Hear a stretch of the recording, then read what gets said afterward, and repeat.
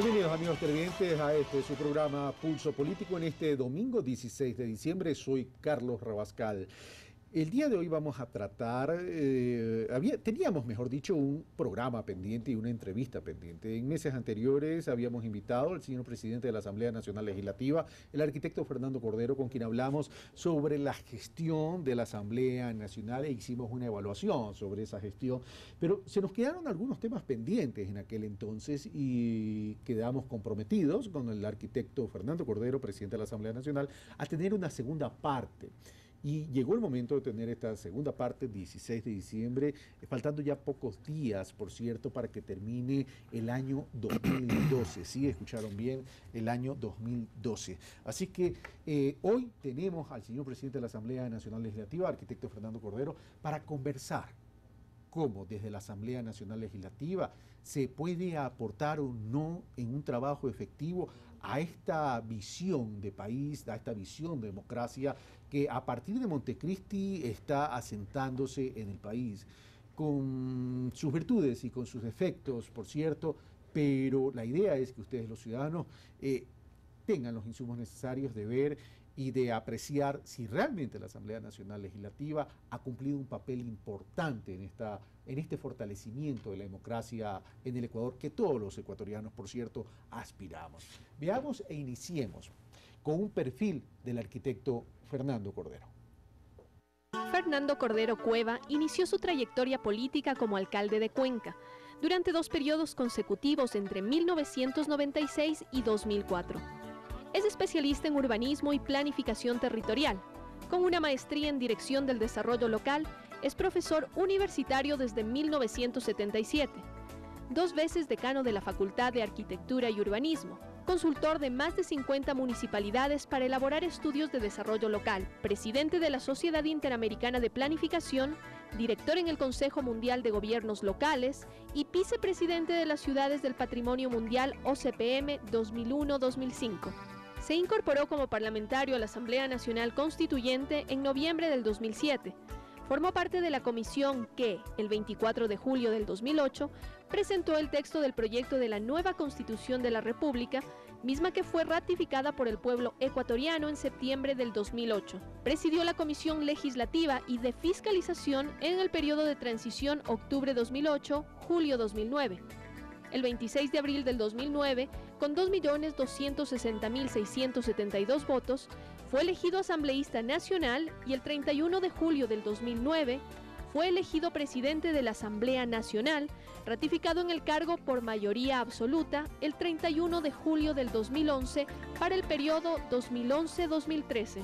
Fue recientemente reelecto por aclamación presidente alterno del Parlamento Latinoamericano Parlatino hasta diciembre del 2014 y electo también presidente del GRULAC, Grupo Latinoamericano y del Caribe, y de la UIP, Unión Interparlamentaria, por 2 años. Es candidato asambleísta nacional por el Movimiento País para las elecciones del 2013.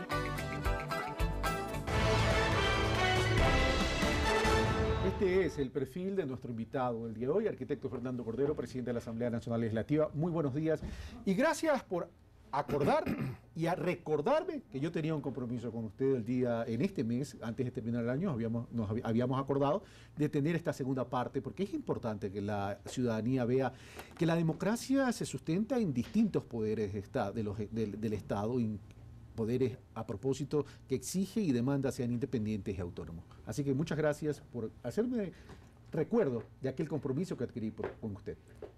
Gracias también, Carlos, porque creo que realmente la ocasión anterior, en agosto, cuando hicimos una rendición de cuentas, porque eso marca el año calendario real de la instalación de la Asamblea Nacional, pues realmente nos faltó tiempo y habíamos convenido en que a finales de noviembre, así es que gracias por estar en mediados de diciembre en este nuevo programa que lo vamos a tratar de volver complementario al anterior. Definitivamente. Ahora, arquitecto Cordero, señor presidente de la Asamblea Nacional Legislativa, es evidente que el Ecuador en el año 2006 vivió un punto de quiebre. Ese punto de quiebre no solo que se reflejó en las urnas, sino que se reflejó en un sentimiento de país.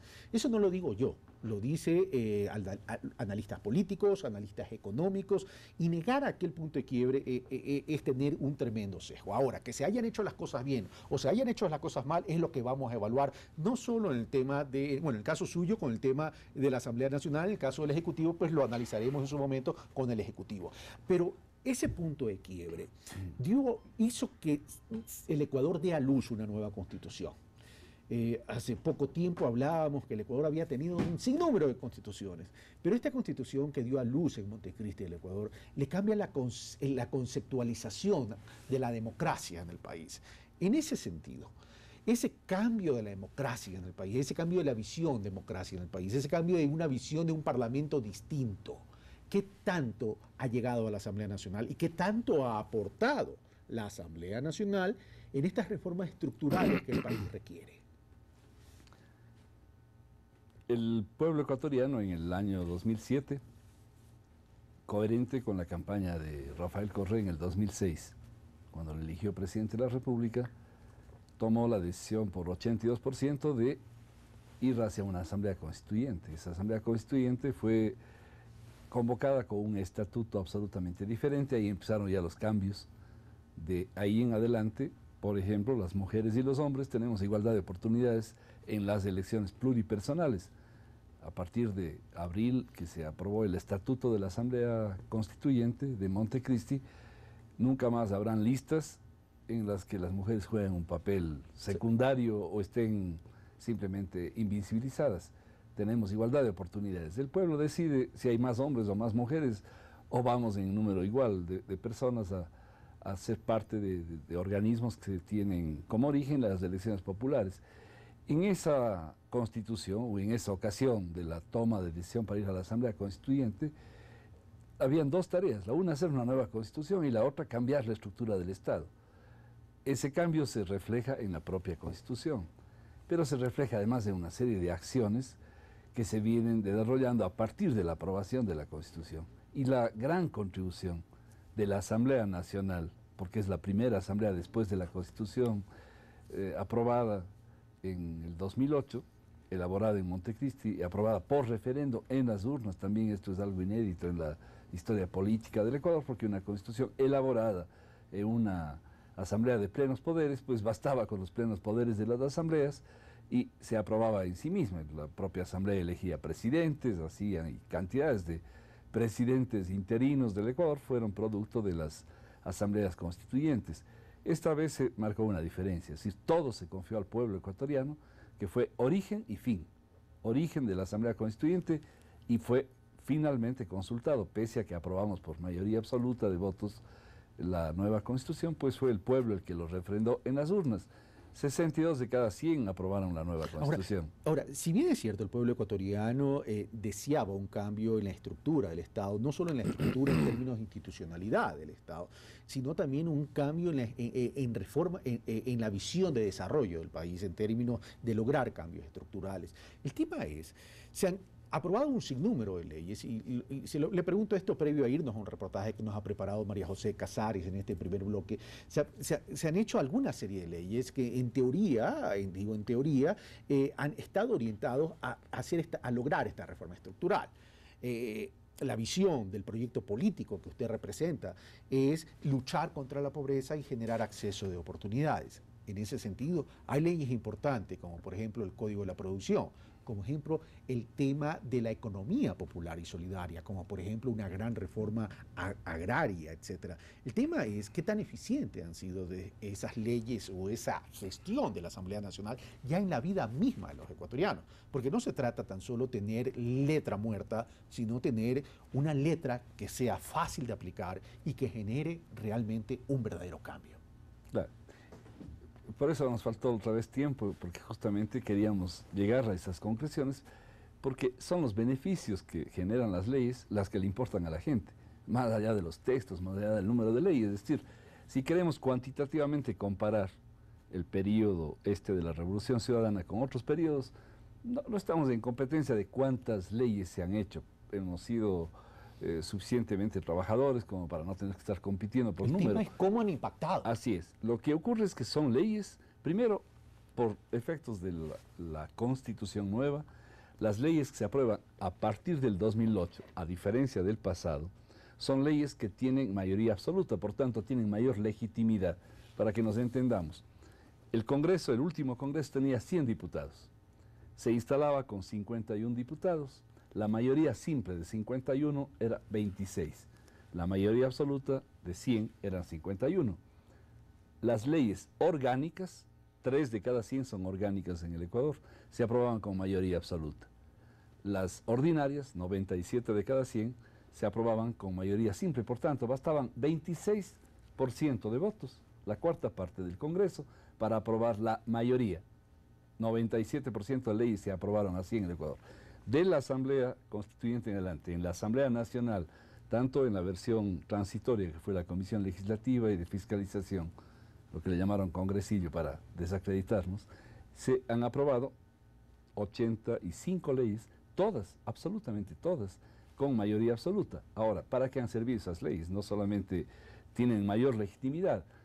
Tomemos una de las... Mayoría absoluta que representan ¿cuántos votos, señor presidente? Significan hoy día 63. Y ahí también, la otra vez me acuerdo que comentamos esto, hay más de la mitad de las leyes, el 55% de las leyes aproximadamente, que se han aprobado con más de 100 votos.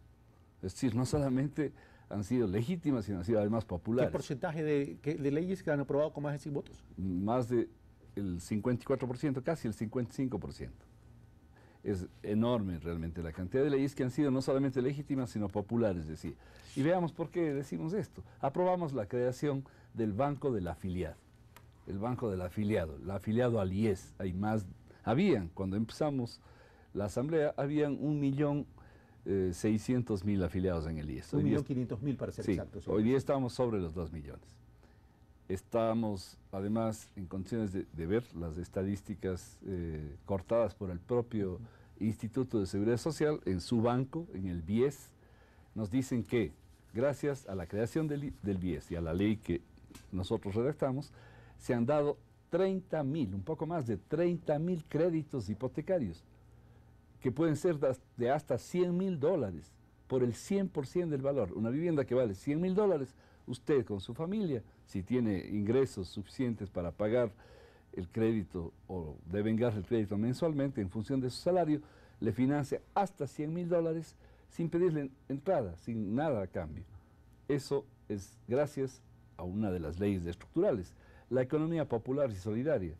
Eso es un cambio en la concepción del empleo de la nueva Constitución. Economía popular y solidaria, cuyo concepto es bueno, pero todavía se ha quedado en la teoría, todavía no se ha implementado. Y lo interrumpo, señor presidente, porque por efectos de tiempo quisiera que veamos el reportaje que nos ha preparado María José Casares para regresar con esta temática, porque es importante ver la aplicabilidad y el impacto que genera en la sociedad ecuatoriana estas leyes, como la economía popular y solidaria, y también la ley de control del poder de mercado, por cierto. Veamos qué nos ha preparado entonces María José Casares. El 28 de septiembre del 2008 se ratificó por medio de referéndum la propuesta de nueva constitución que elaboró la Asamblea Constituyente de la República del Ecuador. Un hito histórico por varias razones, pero sobre todo porque se procede a la aprobación de una constitución que se basa en concepciones de vida y va más allá de los planteamientos tradicionales. Una nueva constitución y el establecimiento de una nueva estructura legislativa con la Asamblea Nacional que reemplazaría al Congreso Nacional. Considero de que quedó lejos de las expectativas. La Asamblea Nacional, si bien no creo que sea exactamente lo mismo que era el Congreso Nacional de antaño, lo que sí creo es que tiene bastantes elementos, bastantes similitudes. Esta institución inició su trabajo con un gran reto: poner en práctica un proyecto que adquiere el carácter de paradigma regulador del conjunto total de la vida de los ecuatorianos, desde su novedad como una alternativa al modelo de civilización dominante. La Asamblea Nacional, lógicamente, se diferencia a gran nivel de lo que era el Congreso Nacional. La nueva constitución generada en Montecristi marca un cambio radical, tanto en lo conceptual e ideológico, cuanto en la estructura institucional y jurídica del Estado. Su comprensión sin duda no es fácil.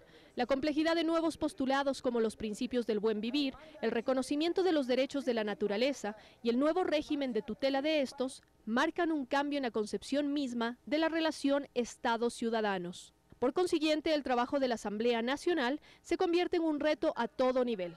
Las leyes y normativas debieron cruzar el umbral de lo tradicional y configurar escenarios propicios donde éstas se encaminen hacia el cumplimiento de la Carta Magna. El problema es que una cosa es la articulación de leyes y códigos y decretos y etcétera, quiero decir, reglamentos, es decir, que permiten una lógica transformadora, y otra cosa es la aplicación de ellos, ¿no? Grandes tópicos estructuran leyes en materia social aprobadas por la Asamblea, los mismos que abarcan asuntos cruciales tales como la economía, la planificación participativa, los sectores estratégicos, servicios y empresas públicas, la soberanía alimentaria, la vivienda, el trabajo y la producción. Las leyes que se han venido aprobando lo que han permitido es equiparar las oportunidades para que los ciudadanos puedan acceder de manera diferente al emprendimiento, de manera diferente al crédito. Digamos, la Asamblea Nacional tiene una virtud y en ese sentido es, digamos, la velocidad en la que se ha tramitado o, digamos, un número de leyes importantes, ¿no? En el ámbito económico, por ejemplo, el buen vivir es objetivo de la economía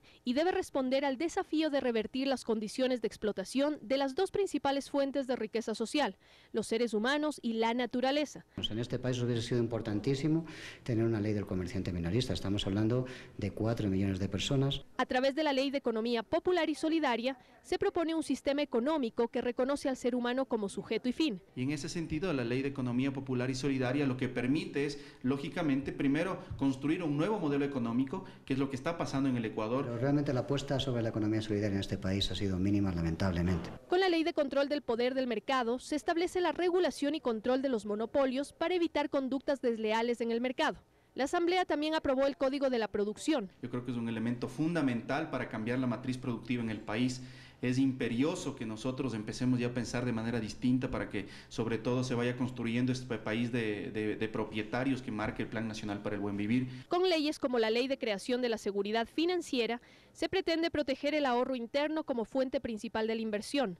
La Ley de Redistribución de los Ingresos del Gasto Social, que hace poco fue aprobada, cuyas medidas impactan de manera positiva en el país en unos 160 millones de dólares por año, los que pueden ahora financiar en parte el proyecto de aumentar el bono de desarrollo humano como una forma equitativa en la distribución de la riqueza en el país. Los vínculos del buen vivir, de la economía y la producción, con los conocimientos, las ciencias y las tecnologías se establecen desde múltiples entradas a partir de la aprobación de algunas leyes desde el ámbito social. Sin embargo, aún quedan muchas normativas represadas que requerirán de un trabajo integral de los nuevos representantes de la Asamblea Nacional en el 2013. Hay una gran necesidad de seguir construyendo dispositivos institucionales que permitan que lo que los ciudadanos aspiran también sea escuchado en la Asamblea. Simplemente me limito a decirle en positivo la cantidad de leyes aprobadas que renuevan todo el código legal existente en el Ecuador. En negativo, mediocridad generalizada por parte de los asambleístas, no significa que no los haya buenos, pero la mayoría creo que realmente deja mucho que desear. La falta de independencia con respecto al Ejecutivo. El desafío es encontrar el cauce institucional y social para transformaciones que proyecten el buen vivir. Para Pulso Político, María José Casares.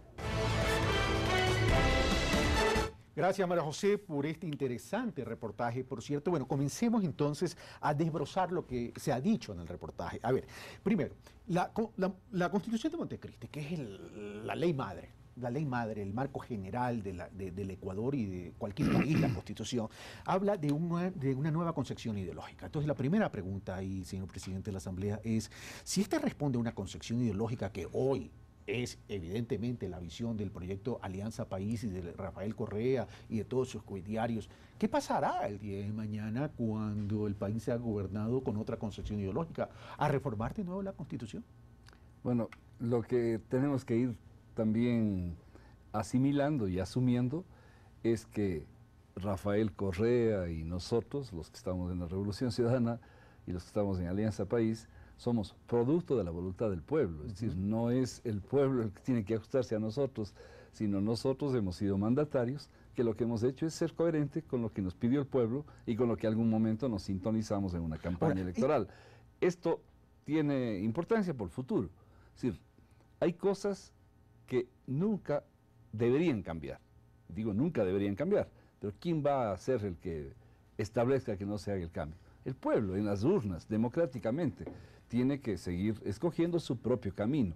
La economía popular solidaria no es la abolición de otras formas económicas. No se trata de sustituir la economía de mercado del modelo neoliberal fracasado en el Ecuador. No se trata de decir que por decreto constitucional o por una norma de la Constitución del 2008 ha desaparecido el mercado. No, el mercado es útil en una cantidad de segmentos de la economía. El mercado puede funcionar.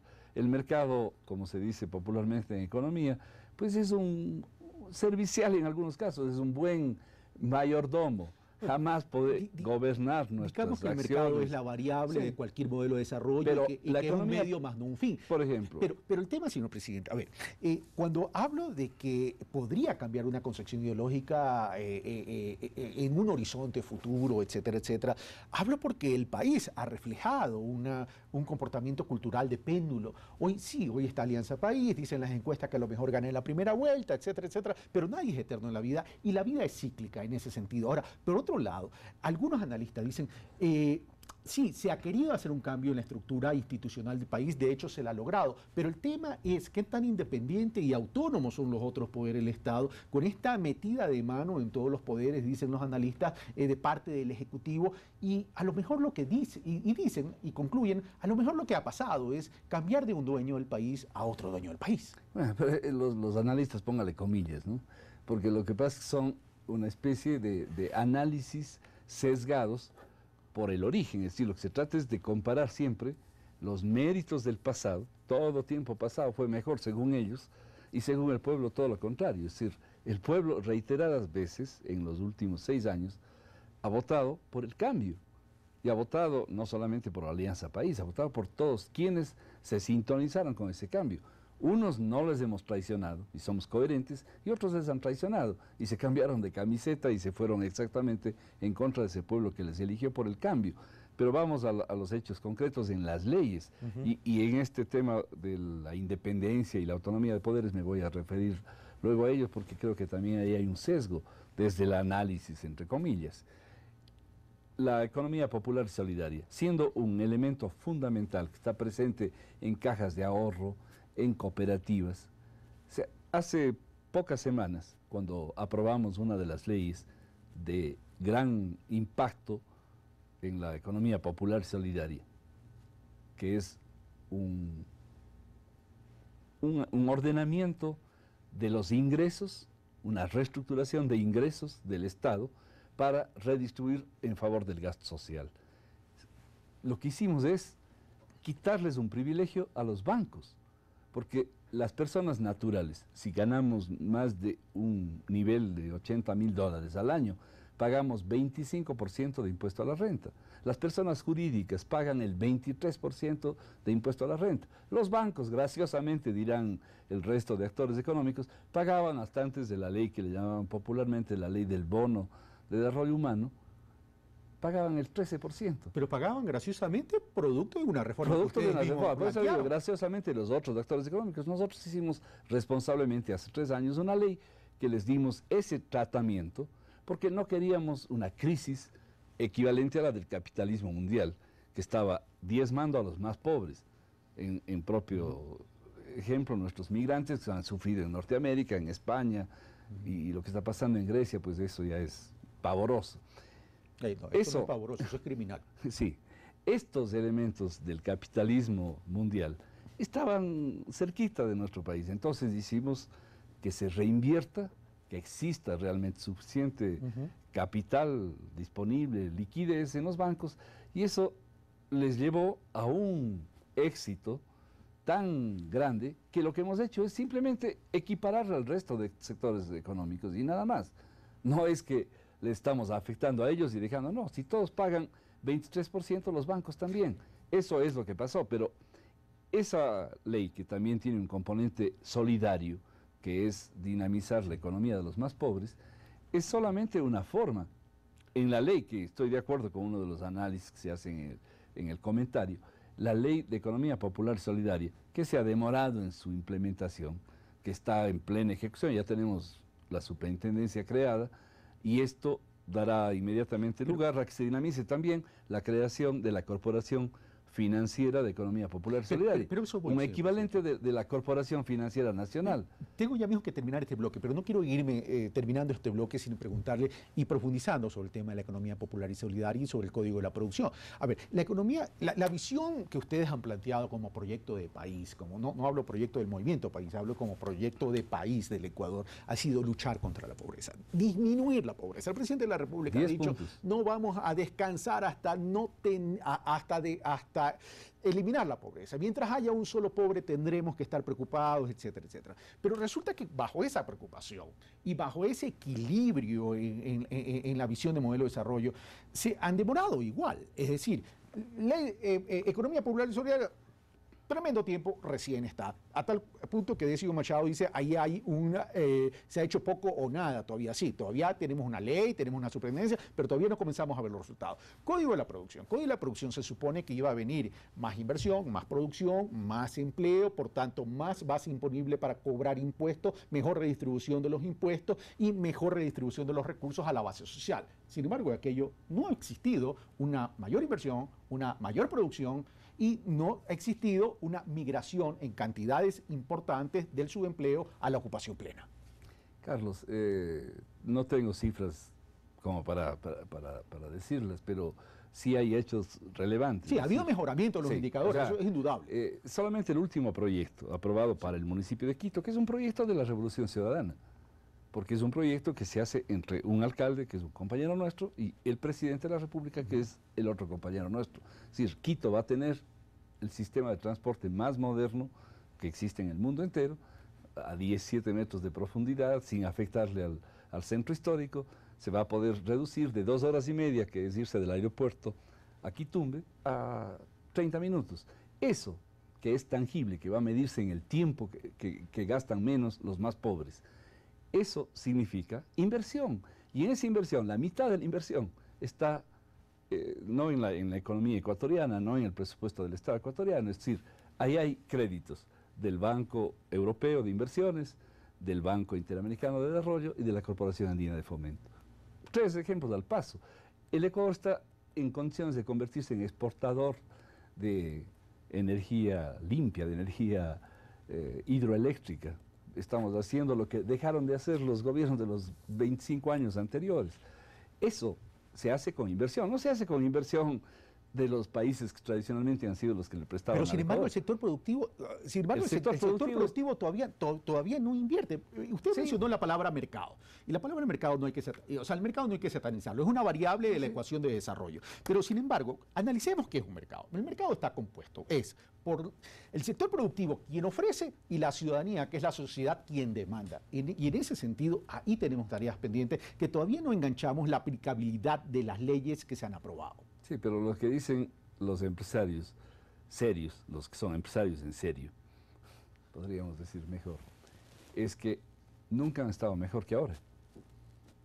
Tienen reparos ideológicos, tienen que irse...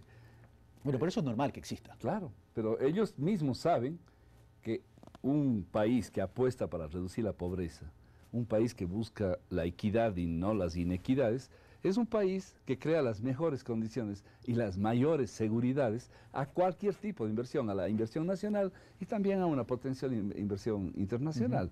Así es que solo es cuestión de tener un poco más de tiempo. Ahora, hay cosas que hemos cometido seguramente todos errores, también la Asamblea, que es en la difusión.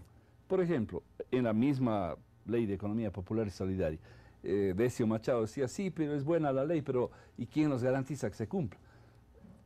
No es que yo puedo decir, yo le puedo garantizar, no Décio, y no amigos ecuatorianos, todos los críticos especialmente.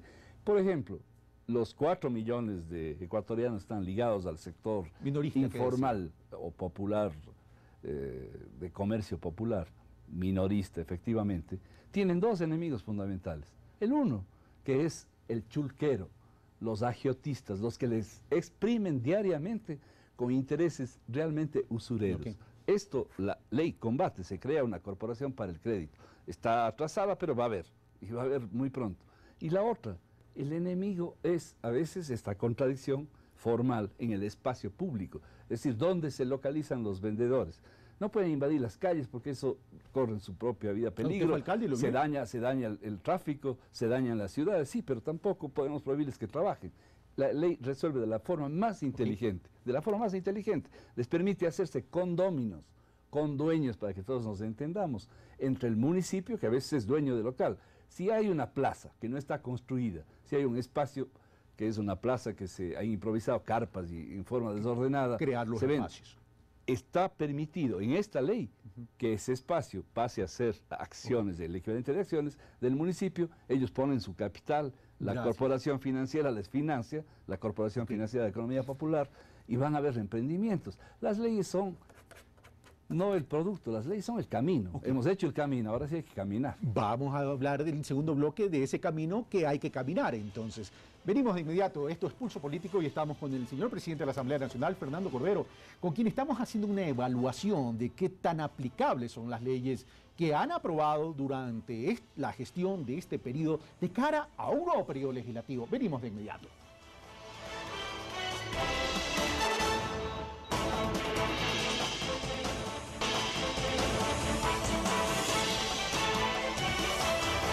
Estamos de vuelta, amigos televidentes, esto es Pulso Político, soy Carlos Rabascal y estoy en esta mesa de Pulso Político con el señor presidente de la Asamblea Nacional Legislativa, el arquitecto Fernando Cordero, con quien estamos haciendo un análisis sobre cuán eficientes han sido las leyes que se han aprobado y las reformas a las leyes que se han aprobado para aplicarlas en un modelo de desarrollo que estamos evaluando todos los ecuatorianos y que aspiramos que funcione, porque eso no tiene que ver con la ideología, ni la simpatía, ni la antipatía de un gobierno, tiene que ver con la vida de nosotros. Señor presidente de la Asamblea Nacional, estábamos hablando el tema de la economía popular y solidaria, y usted hablaba de que aquí va a jugar un papel importante el tema del crédito, es decir, un crédito orientado a esa base social que vive en condiciones de vulnerabilidad y que principalmente está localizada y focalizada en la costa ecuatoriana.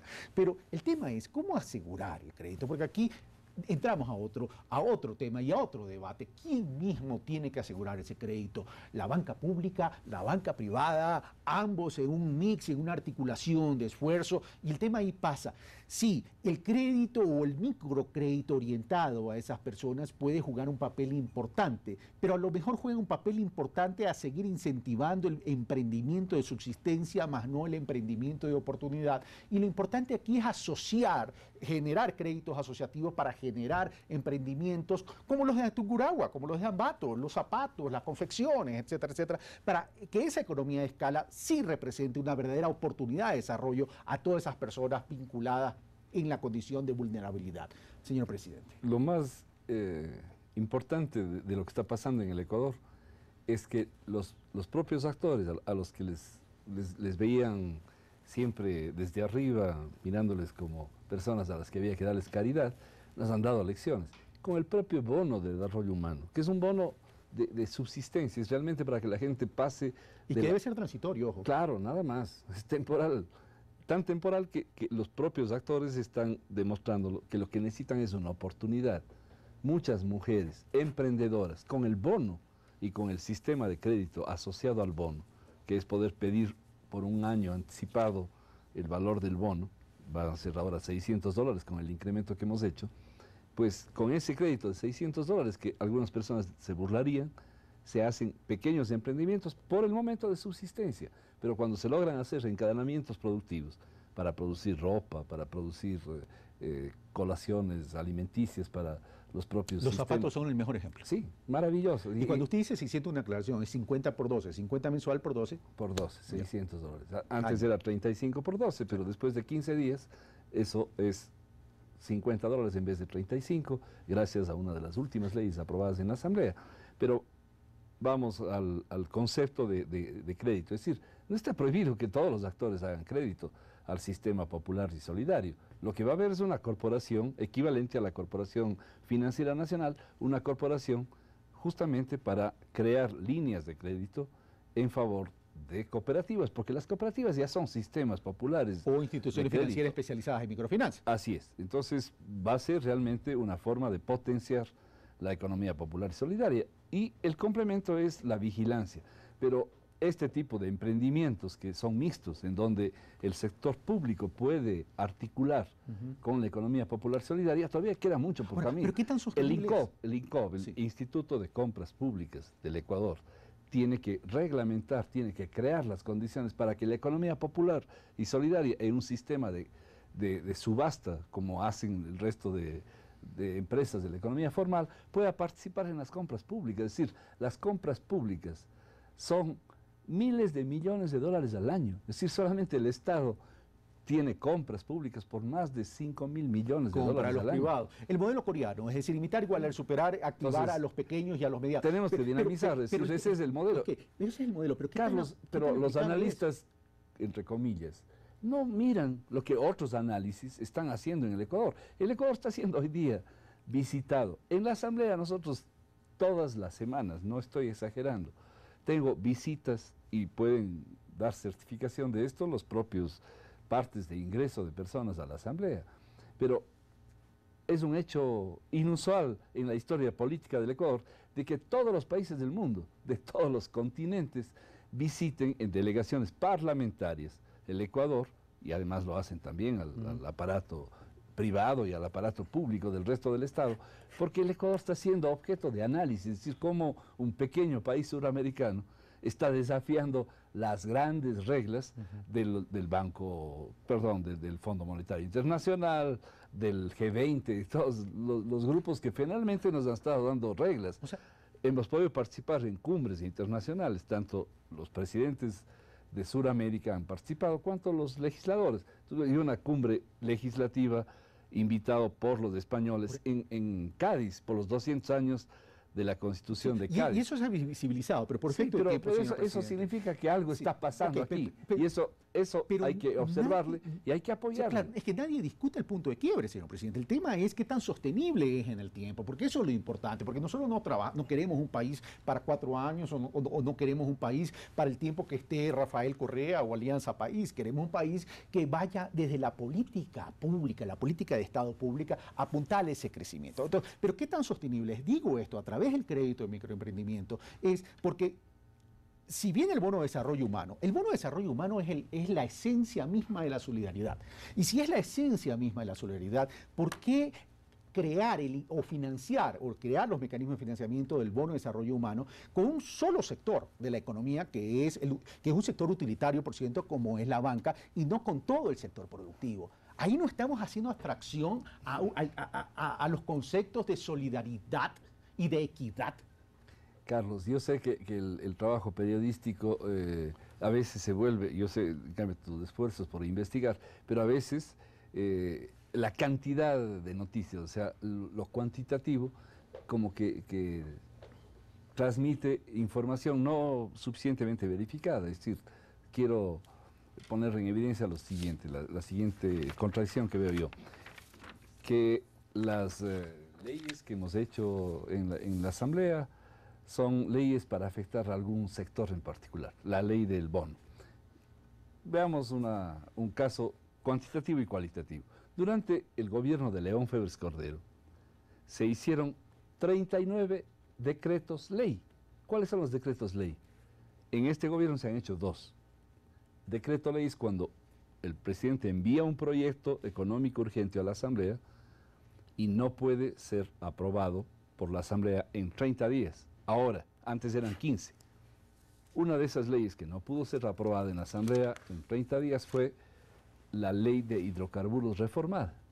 Entonces, tú dices, hay un solo sector que está pagando el desarrollo del país. No, yo no he dicho eso. No digo que tú, he pero dicho dice eso. la gente, tú lo que hiciste es recoger la Mi opinión obligación es Sí, sí, recoger está muy todas las bien. inquietudes No, de y todos los además sectores una maravillosa y contrastarlas con una maravillosa oportunidad para del poder, proyecto político. para darle información al país. Ustedes dirán quién tiene la verdad y verifiquen lo que yo estoy diciendo. La ley de hidrocarburos reformada ha permitido que el Ecuador tenga desde esa fecha hacia acá más de 2.000 millones adicionales a su presupuesto. ¿De dónde salió esa plata? De las empresas petroleras, de las multinacionales, que estaban acostumbradas en época de la partidocracia a tomar de cada 100 barriles, 80 para ellos y 20 darle al Ecuador como una dádiva, como decir, si ustedes son dueños del territorio donde estamos sacando el petróleo, conténtense con 20. Ahora exactamente es al revés. Les pagamos con petróleo, pero el equivalente del pago del servicio petrolero no llega ni a 20.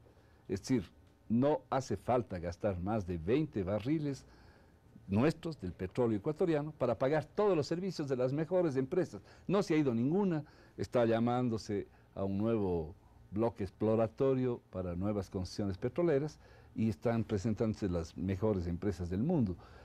No estamos ahuyentando a nadie, no estamos afectando, no estamos direccionando, simplemente no es bueno dejar que la espontaneidad en economía funcione. Si los bancos están ganando más de lo que ellos calcularon ganar, más del doble de lo que supusieron que iban a ganar, pues ese excedente tiene que ser compartido, compartir, ser solidarios, reducir las inequidades. Cuando hay gerentes que nos han mostrado que ganan $80.000 por mes, eso es un exceso. En ese país de excesos y de personas con excesos, no hay prosperidad, no hay posibilidad de paz social. Pero hay que hacerlo claro, era uno gerente. Los otros ganaban 30.000, un poquito menos. Pero también ahí no hay una equivocación en el mensaje que se envía. Es decir, el sector bancario, el sistema financiero nacional, específicamente la banca, es verdad, le falló al país. Durante muchos años. Sí, hace 12 años. Claro. Pero no podemos cometer el error de mezclar en la misma canasta a los bancos de antes que quebraron y a los banqueros que pudieron sostener. Evidentemente de todo hay la viña. Los bancos, no se puede generalizar, es como decir la prensa corrupta. No hay, no nos pueden poner a todos en el mismo. Los que han quedado son absolutamente saludables. Nosotros no hemos dado un solo paso en el sentido de afectar ni la credibilidad ni la seguridad de los bancos. Ellos han sido irresponsables con sus propios ahorristas, con sus propios cuentacorrentistas. Hicieron mensajes no tan subliminales, mensajes absurdos, inentendibles en la economía del mundo entero, diciéndoles, podrían estar en riesgo sus... Casi era una invitación a una corrida bancaria, un acto irresponsable, reprochable, que solo tiene lectura en código político, politiquero diría, no político, porque realmente, ¿qué político puede ser atentar contra la estabilidad económica de un país? ¿Usted considera que equivocaron su rol, se transformaron en un momento en actores políticos? Es decir, muchos de ellos están queriendo jugar a actores políticos. Ventajosamente, la propia economía ha sido mucho más solvente que quienes le estaban pretendiendo dirigir y ya está aprobada la ley, el próximo mes está en plena vigencia y vamos a ver que nada le va a pasar al sistema bancario y vamos a tener unos recursos adicionales de ese sector y de otros sectores, porque no son los únicos. Si espero que le pase algo a la pobreza. Quiero eliminar la pobreza. Todos estamos de acuerdo. Y a eso tenemos que apuntar. Veamos el siguiente reportaje, porque luego de la Constitución de Montecristi, una vez aprobada, ratificada y aprobada por el pueblo ecuatoriano, se habló de una gran participación ciudadana. Se habló de que hubo un cambio en el comportamiento cultural de los ecuatorianos y que hoy los ecuatorianos participamos más en política. Pero veamos qué tan efectiva es esa participación y si esta participación ciudadana realmente es transversal o es piramidal. Veamos.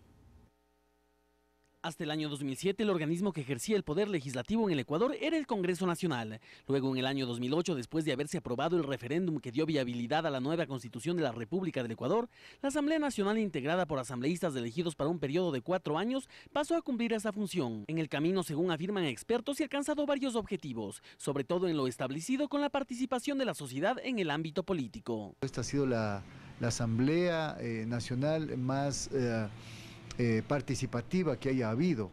Yo la comparo con el anterior Congreso y veo que efectivamente el Congreso implicaba un espacio de puertas cerradas a la ciudadanía.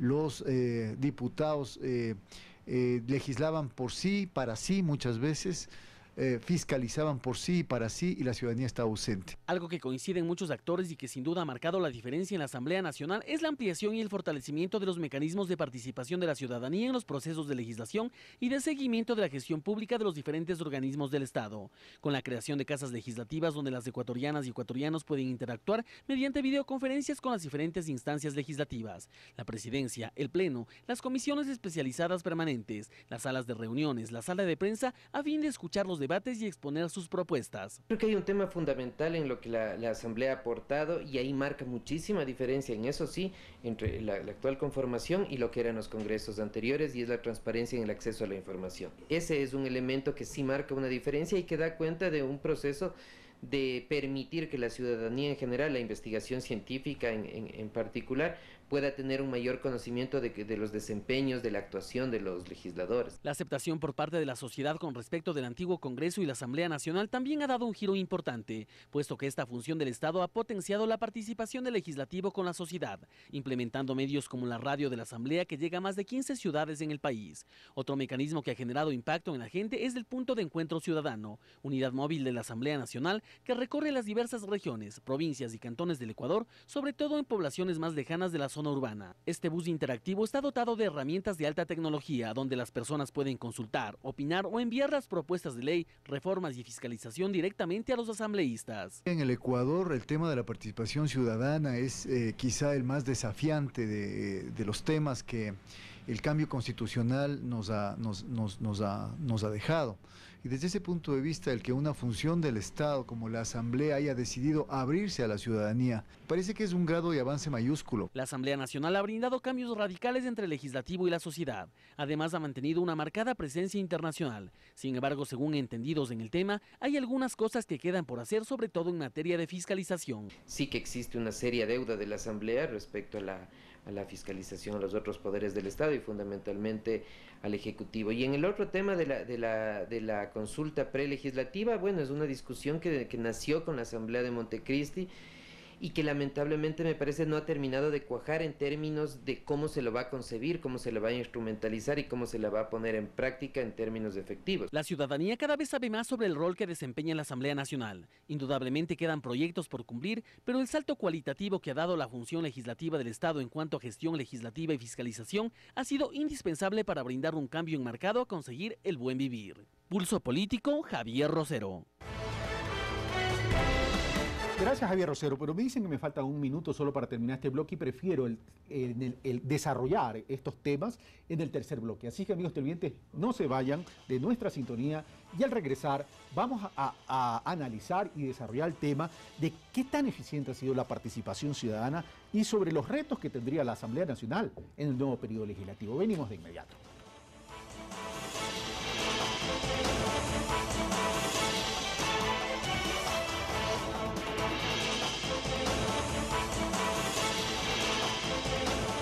Estamos de vuelta, amigos televidentes, en Pulso Político, y en este bloque con el presidente de la Asamblea Nacional Legislativa, el arquitecto Fernando Cordero, vamos a hablar y desarrollar el tema sobre el último reportaje que vimos en el segundo bloque, en el bloque anterior, que tiene que ver con el tema de la participación ciudadana. Señor presidente, el tema de la participación ciudadana comenzó a tomar peso y se comenzó a construir esta visión de participación ciudadana a partir del 2006. Si bien era un anhelo desde hace muchos años, comenzó ya a tener más peso a partir del 2006. Pero el tema es el siguiente. El tema es, ¿qué tan transversal es esa participación ciudadana? ¿Qué tan efectiva es esa participación ciudadana? ¿O estamos hablando de una participación ciudadana que se traduce en una corporación política de participación ciudadana donde quienes van terminan eligiendo, dicen los analistas y dice la oposición, a personas afines al Ejecutivo? Bueno, la Asamblea, entre otras cosas, lo que ha creado es el camino para la participación. Tenemos que ser actores mucho más comprometidos. Ser ciudadano, como decía Bolívar, es la mejor forma de ser libre. Y ser libre significa tener la convicción de que uno puede participar, ser actor directo de un cambio. Pero para eso hay que asumir un compromiso. Sí, o sea, no, es que la participación no es un banquete al que a uno le invitan para disfrutarlo. Es un acto de compromiso, es decir, ser copartícipe de un cambio significa una cantidad de cosas, entre otras, estar muy bien informado cuando uno quiere incidir. Por eso yo comparto con uno de los análisis que se recogen en el reportaje que acabamos de ver, que habla de que uno de los actos importantes de la Asamblea es haber creado las condiciones de transparencia frente a la opacidad de los congresos de la partidocracia. Esta Asamblea es absolutamente transparente. Todos pueden acceder y ver no solamente las sesiones, no solamente oír la radio de la Asamblea, que ha sido una vieja aspiración de todas las épocas, no solamente tener acceso a ciertos documentos, es decir, se puede tener la posibilidad, no digo que eso esté pasando, yo quisiera que esté pasando todos los días en todas las comisiones, pero hoy día, desde 19 provincias del Ecuador, desde 5 circunscripciones del exterior, Los ecuatorianos y ecuatorianas que quieran participar lo pueden hacer. Lo pueden hacer para controlar a sus mandatarios y saber qué están haciendo por ellos en su representación cuando están en el debate. Pueden hacer acciones de proposición de temas, ya no tienen que venir a la asamblea. Está siempre abierta la asamblea, pero si alguien vive en el exterior, pues no le vamos a pedir que para darnos una idea tenga que venir. Hemos cambiado. Los mecanismos son importantes, no son el fin, son el medio. Hemos creado condiciones para que las comisiones, el pleno, pueda aceptar un debate a distancia, una intervención a distancia, como una presencial. Tiene la misma importancia. Se recogen las actas, se puede tramitar, se los puede gestionar sin necesidad de la situación presencial.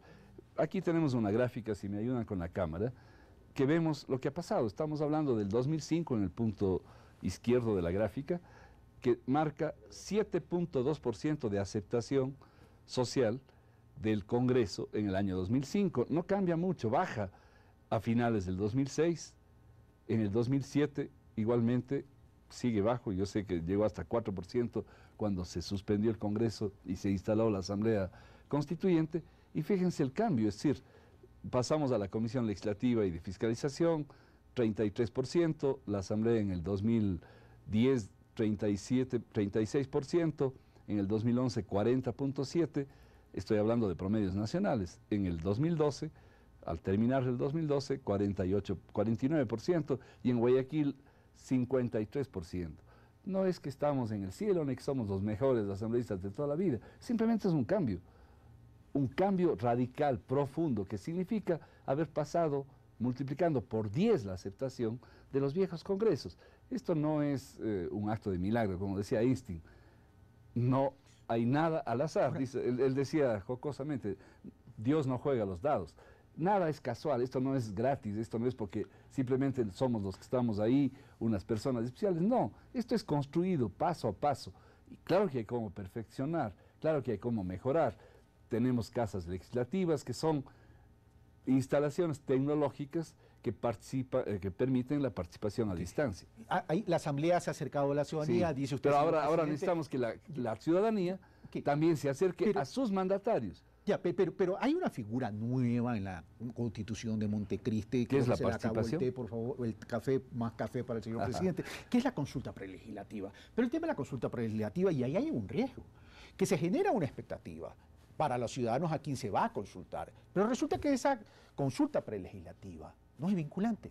Entonces terminará siendo un juramento a la bandera. No necesariamente. Acabamos de terminar.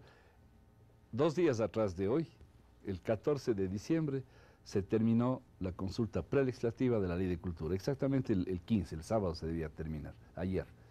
Pero ya tenemos resultados. ¿Cuál es el siguiente paso?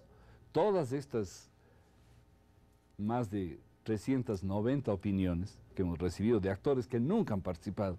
Los montubios ni siquiera existían en la vida pública nacional. Sabíamos que hay montubios en la costa, que son nuestros pueblos ancestrales, pero no eran actores reconocidos. Los pueblos indígenas y los afroecuatorianos tampoco estaban reconocidos, han logrado participar en esta consulta de la Ley de Culturas, y está lista para empezar en pocas semanas más la Ley del Agua. Y esta es una novedad tan importante, tan trascendente, que es la primera experiencia en el mundo. El mundo entero tiene, desde el año 1998, el convenio 169 de la OIT. El primer país que desarrolla el convenio 169 de la OIT en su constitución, en el 2008, es el Ecuador. Y en el 2012 estamos terminando el año habiendo ejecutado, realizado la primera consulta prelegislativa en el mundo entero. No hay otro país que lo haya hecho. Se han hecho consultas para acciones ejecutivas en Chile, en Perú, en América del Sur, en Canadá, se han hecho en algunas partes del mundo, pero esta es la primera. Y esto es abrir trocha, y claro que hay riesgos, pero lo vinculante está justamente en lo que tiene que hacer ahora la Comisión, que es todos los temas que son de consenso, eso va directamente a la ley. Y los disensos van al Pleno, democráticamente, porque una consulta prelegislativa no suplanta a una función del Estado como es la Asamblea Nacional. Hoy existe, pero igual hablábamos de la ley de recursos hídricos, la ley de tierra, que se todas esas necesitan consulta prelegislativa, pero a la hora del TEC eran tan necesarias esas leyes. Ustedes mismos se demoraron en establecer la reglamentación para realizar la consulta prelegislativa. Pero bueno, ya está hecho, veamos qué efecto tiene, qué impacto va a tener ahora. Ahora, el tema de la silla vacía, esa es otra figura. Pero la silla vacía sigue estando vacía en los gobiernos locales, en los gobiernos... A ver, pero igualmente, o sea, la Asamblea no es el fin, la Asamblea es el medio. Nosotros hemos creado una ley en la COTAD, en el Código Orgánico de Organización Territorial, de Descentralización y de Autonomías para los gobiernos parroquiales, cantonales, municipios y provinciales, que son los 3 que existen ahora. Existe en esos gobiernos, no en ningún otro, son en los gobiernos autónomos descentralizados. Si los ciudadanos que tienen el derecho no lo exigen, si las autoridades de los gobiernos autónomos descentralizados no los implantan, no los implementan haciendo ordenanzas, no han creado las condiciones, pues yo también lamento, porque son mecanismos... ¿Una norma constitucional? ¿Dónde está la sanción constitucional? Está claramente establecido en la Constitución el derecho, en la ley está escrita cómo hacerlo, y ya yo sé que hay gobiernos que sí lo hacen, pequeñas experiencias. De forma aislada, ¿no? Sí, pero está abierto, todas lo pueden hacer. Lo que ocurre es que tampoco hay que mal usar, es decir, no hay que mal usar la participación, en este caso para a veces hacer oposición política, porque ojalá la oposición política se vaya convirtiendo en una realidad, que es oponer tesis. Elevar el nivel del debate político es indispensable en todos los niveles, en la Asamblea Nacional, pero también en los municipios y en las prefecturas. ¿Retos para el próximo periodo legislativo, señor presidente? Bueno, la primera es entender que en el 2006 lo que había es que recuperar la patria, y recuperamos, la esperanza está ahí intacta.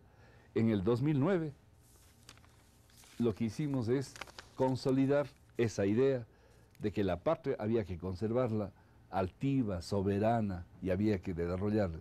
Y ahora, si queremos patria para siempre, patria, es decir, la capacidad de los ecuatorianos y ecuatorianas de decidir por nuestro propio futuro, ustedes tienen después de pocos días, en mes y medio, la opción, en 2 meses exactamente desde hoy día, en 2 meses la opción de escoger el futuro. Nosotros queremos tener mayoría en la Asamblea, no para ser más poderosos, no para ser el partido más votado, no para ser el movimiento político más grande, no para ser la bancada legislativa más importante, no, para que todas las ideas que ustedes nos han hecho saber, que son fundamentales, para que la mayor parte de mujeres que no tienen relación de dependencia en el Ecuador, que no han tenido oportunidades, que han tenido un trabajo no remunerado, como es cuidar de la familia, cuidar de los hijos, hacer una cantidad de trabajos no remunerados, tengan seguridad social.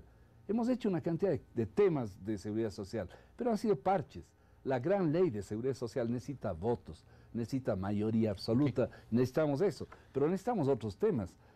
Los más pobres han sido engañados en las ciudades, con las cantidades de traficantes de tierras. Hay que hacer una revolución urbana, hay que garantizar de que en el próximo quinquenio ningún pueblo del Ecuador, ni urbano ni rural, pequeños poblados urbanos o pequeñas localidades rurales, ningún asentamiento humano, más adecuadamente dicho, puede dejar de tener agua, alcantarillado, recolección de basura, para que la salud sea un derecho pleno, para que todos podamos tener educación gratuita de calidad, para que la educación pública no sea el comodín que el que no tiene plata tiene que ir a lo malo, no. La educación pública tiene que ser la mejor. Gracias, señor presidente. La salud tiene que seguir siendo gratuita, con la mejor calidad, llegando inclusive a cuidar las enfermedades terminales y catastróficas. Gracias, señor presidente. Se nos ha terminado el tiempo y evidentemente hay retos y tareas pendientes. La revolución agraria es una de ellas y el propio gobierno lo reconoce. Así es. Ahí se ha hecho muy poco y más aún si eso se acompaña con 6 ministros de Agricultura.